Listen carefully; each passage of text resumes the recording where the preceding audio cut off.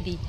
আর আমার মনে হয় যে যদি ভেতরে কোনো কষ্ট দুঃখ বা কোনো কিছুই থাকে, চাপা কষ্ট দুঃখই শুধু না, যে অনেক প্রেশার, তার থেকে পুরো এরকমভাবে মুক্তি পেতে এরকম একটা জায়গা বেছে নেওয়া, যেখান থেকে নিরালয় নিবেদ্যে শুধু প্রকৃতিকে অনুভব করো এবং নিজের সমস্ত কিছু এই সব গাছপালা থেকে শুরু করে মানে সমস্ত কিছু বিশেষ করে মা গঙ্গার কাছে ব্যক্ত করো।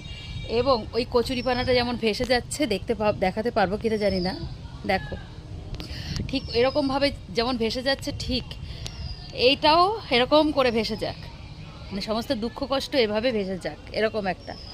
তো বিশ্বাস করবেন আমি জানি না। আর এই প্রসেসটাই, হাঁটার জায়গাটা এত সুন্দর, অনেক বড় লম্বা। তো ভাল লাগা।